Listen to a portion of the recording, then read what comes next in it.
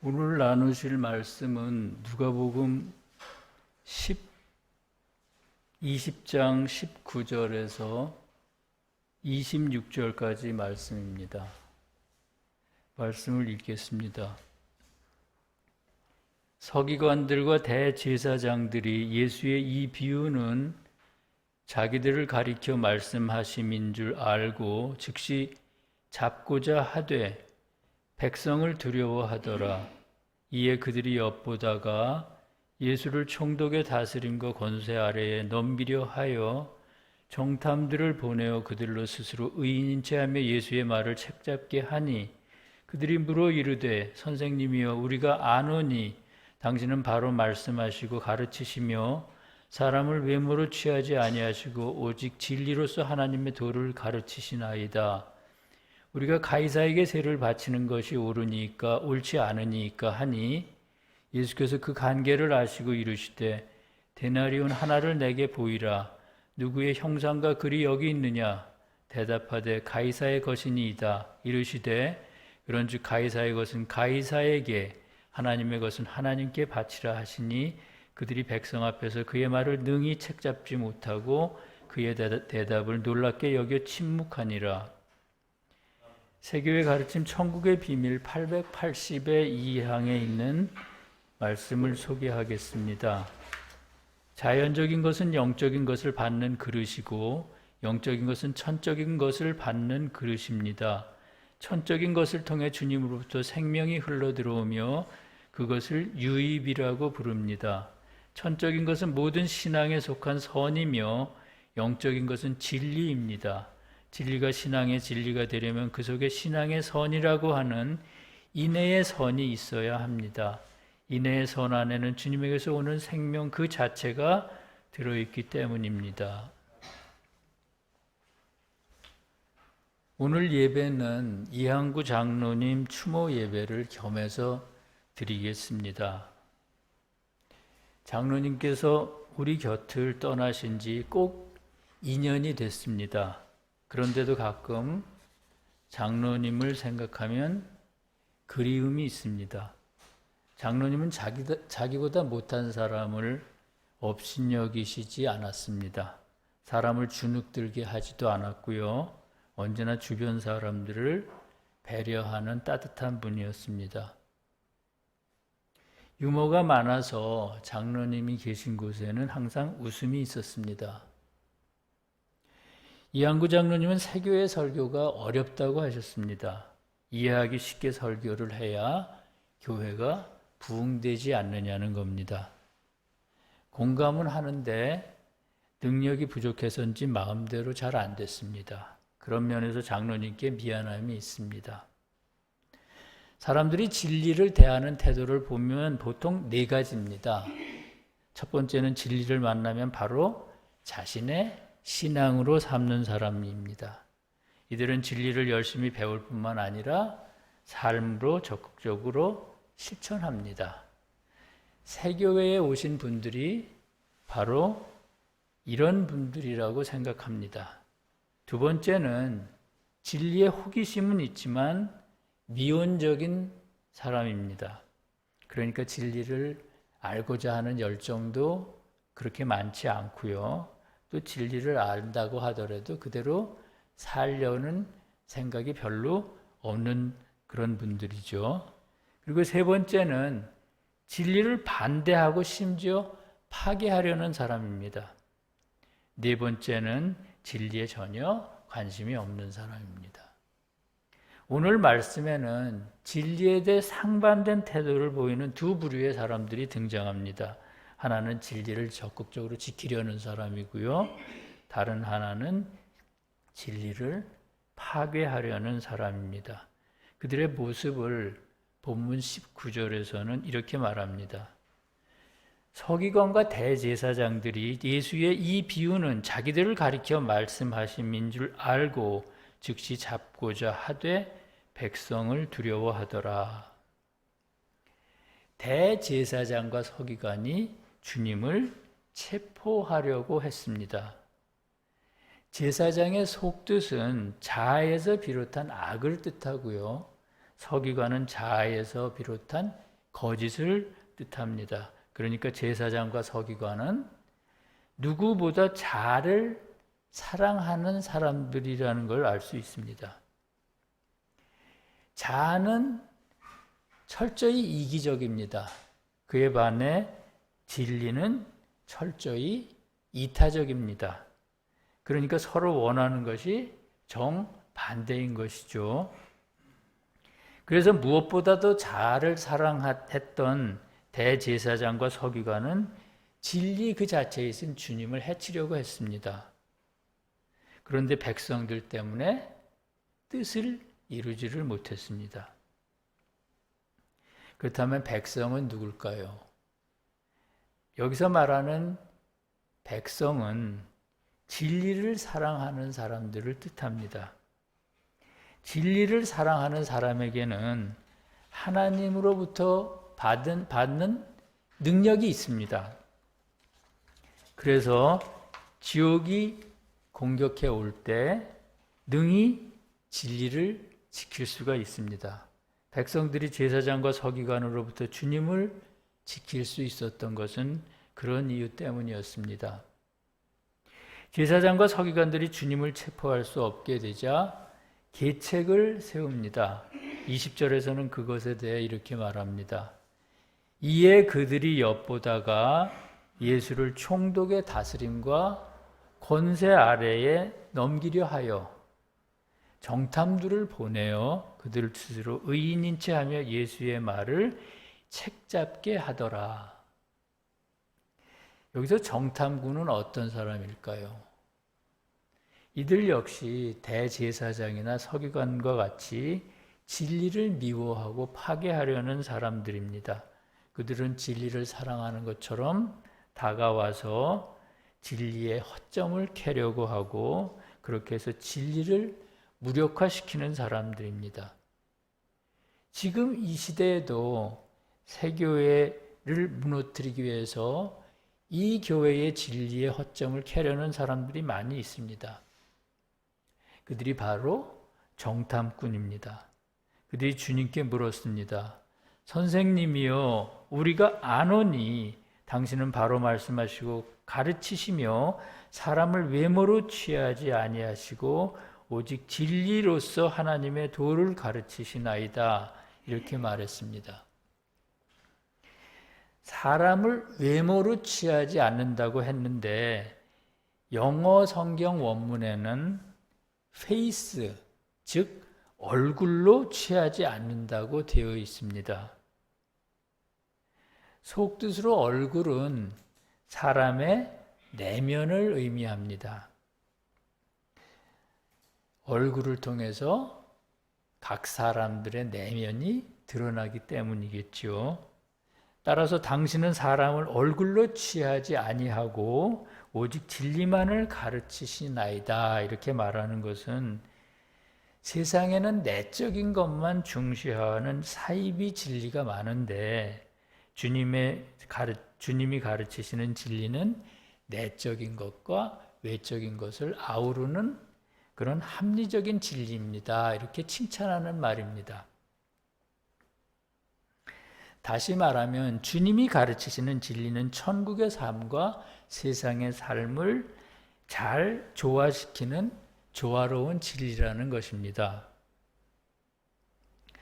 저는 어릴 때 어머니를 따라 한동안 교회 공동체의 어떤 마을에서 생활한 적이 있습니다.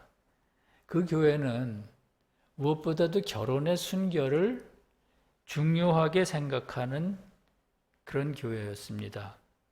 그러다 보니 길에서 동창생 여자아이를 만나도 쳐다보지를 못했습니다. 심지어 TV 드라마나 영화를 보는 것도 자제해야만 했습니다. 뿐만 아니라 몸이 아파 병원에 가는 것도 다른 사람의 눈치를 봐야 했습니다. 모두가 그렇게 하는 것은 믿음이 부족한 때문이라고 여겼기 때문입니다. 잘못된 종교의 교리는 그렇게 외골수적인 편향이 있습니다. 정탐꾼은 그런 점을 의심했지만 일단 주님을 칭찬합니다. 내가 들어보니 당신의 진리는 천국의 삶만 중시하고 세상의 삶은 소홀히 하는 그런 사이비는 아닙니다. 이렇게 말이죠. 그러나 바로 다음에 또 이렇게 말합니다. 21절 말씀입니다. 그러면 우리가 가이사에게 세를 바치는 것이 옳으니까 옳지 않으니까. 가이사는 어떤 사람입니까? 당시 유대를 지배하던 로마의 황제의 이름입니다. 그러므로 속뜻으로 가이사는 세상의 진리를 의미합니다. 말씀에서 왕은 진리를 뜻하기 때문입니다. 그렇다면 가이사에게 세를 바친다는 것이 어떤 것일까요? 하나님의 진리를 쫓지 않고 세상의 진리를 쫓는 것을 의미합니다. 이를테면 좀 전에 말씀드린 것처럼 신앙인이 병이 들었을 때 기도에 의존하지 않고 의사를 찾아가는 것과 같은 일입니다. 따라서 우리가 가이사에게 세를 바치는 것이 옳으니까 옳지 않으니까 이렇게 묻는 것은 신앙인들이 기도하지 않고 세상의 진리를 쫓아서 문제를 해결하는 것이 과연 옳으냐 옳지 않으냐 이렇게 묻는 것입니다. 만약 옳다고 하면 그들은 주님을 세속적인 사람이라고 비판할 것입니다. 반대로 옳지 않다고 하면 세상의 삶과는 전혀 동떨어진 공허한 진리를 가르치는 그런 사람이라고 또 비난할 것입니다. 그들의 말을 들으시고 주님께서 그들의 간계를 알았다고 하셨습니다. 왜냐하면 주님의 입장으로는 어떤 대답을 해도 책을 잡힐 것이 뻔했기 때문입니다. 주님께서 그들에게 가이사의 것은 가이사에게, 하나님의 것은 하나님에게 바치라고 말씀하셨습니다. 이 말씀이 무슨 뜻일까요? 사람이 세상에 사는 동안에는 가이사의 것도 필요하고 하나님의 것도 필요합니다. 가이사의 것은 세상의 물질이나 학문 같은 것이고요. 하나님의 것은 하나님으로부터 흘러들어오는 선과 진리입니다. 세교의 가르침 천국의 비밀 880의 2항은 자연적인 것은 영적인 것을 담는 그릇이라고 했습니다. 그러니까 사람은 누구나 각자가 소유하고 있는 세상의 것 안에 하나님의 생명을 담아야 한다는 것입니다. 세상의 것에 하나님의 것을 담는다는 것이 어떤 것일까요? 어떻게 하면 우리는 세상의 것에 하나님의 생명을 담을 수 있을까요? 세상의 일을 할 때는 세상의 지식을 가지고 일하되 궁극적으로는 나보다는 이웃을 위해서 또 주님을 위한 목적으로 그 일을 하라는 것입니다. 그때 우리는 우리가 가지고 있는 세상의 것들 안에 예를 들자면 세상의 지식이라든가 세상의 학문이라든가 과학 안에 주님의 생명을 담을 수가 있습니다. 그때 그것은 세상의 것에 머무르지 않고 하나님의 것으로 등차가 올라갑니다. 바로 그렇게 하는 것이 가이사의 것은 가이사에게 바치고 하나님의 것은 하나님에게 바치는 일입니다. 우리가 아주 작은 일을 하더라도 세상의 지식이 없으면 안 됩니다. 어제는 제가 컴퓨터로 설교 작업을 하다가 컴퓨터가 말을 듣지 않아서 굉장히 애를 먹었습니다. 만약에 컴퓨터에 대한 이해가 많았다면 훨씬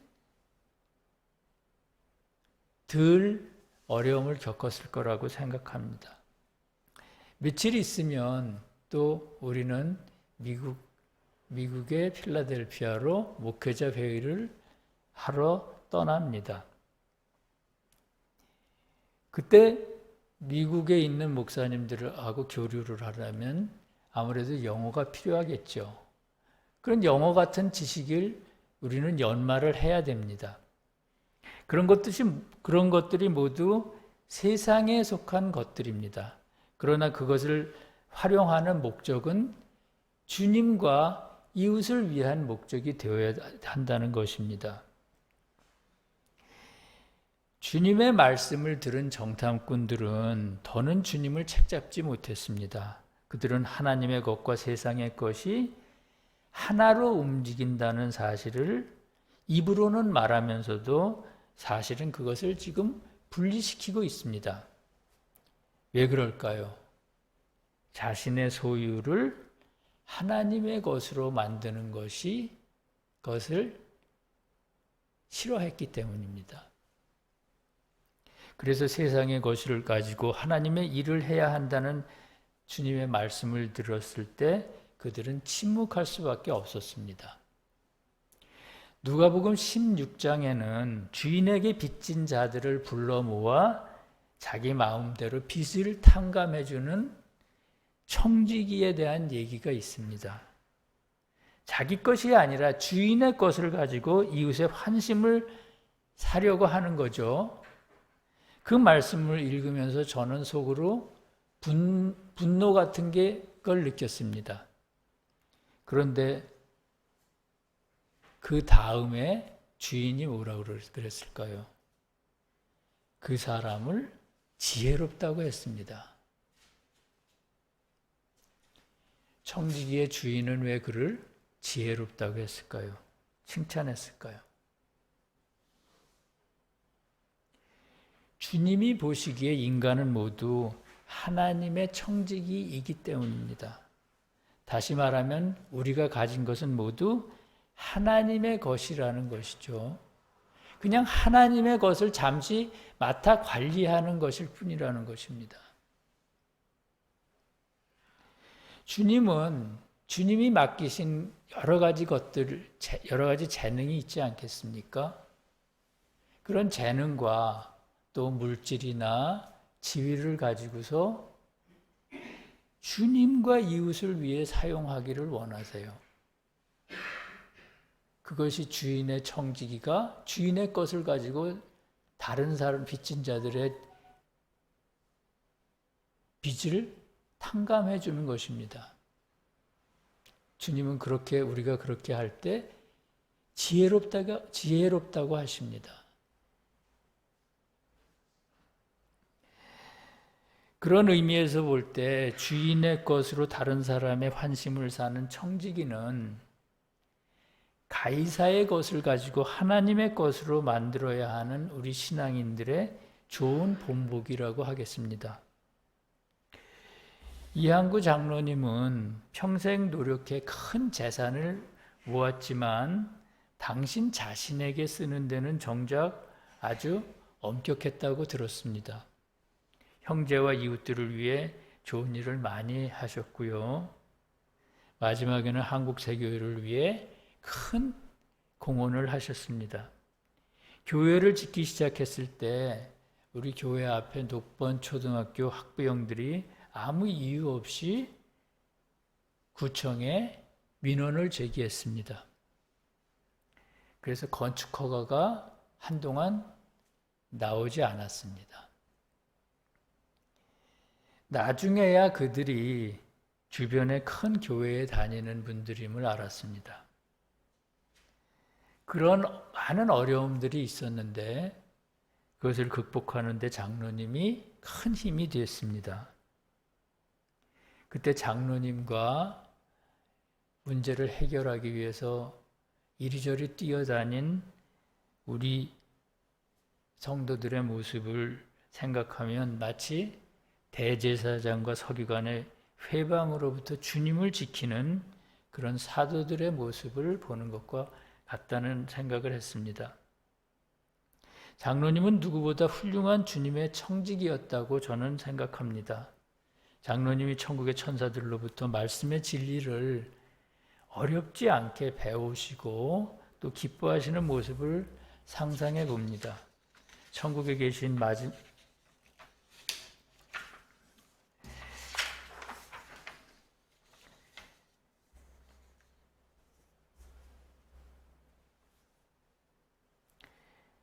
천국에 계신 이항구 장로님과 또한 그분이 사랑하는 가족들에게 주님의 놀라운 축복과 은혜가 함께 하시기를 간절히 기도합니다. 아울러 주님의 진실한 청지기가 되기를 원하는 서울세교회 모든 성도들과 또 이 진리를 사랑하는 모든 분들에게 주님의 큰 은혜가 함께 하시기를 기도합니다.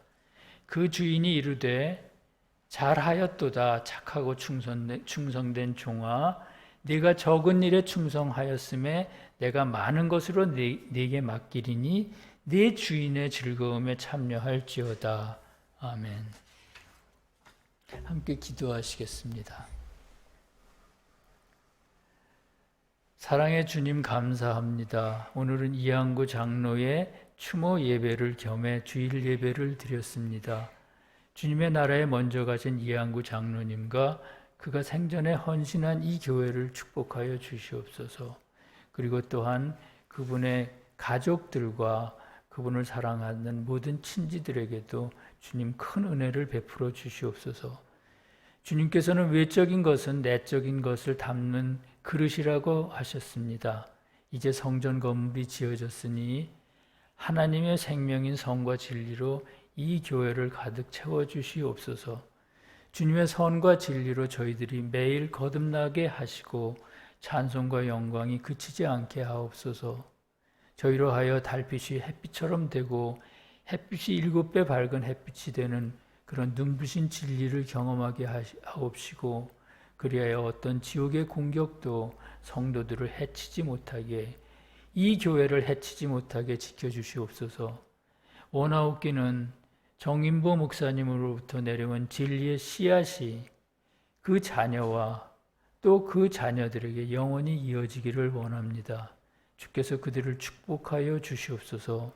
나라와 권세와 영광이 아버지께 영원히 쌓옵나이다. 아멘.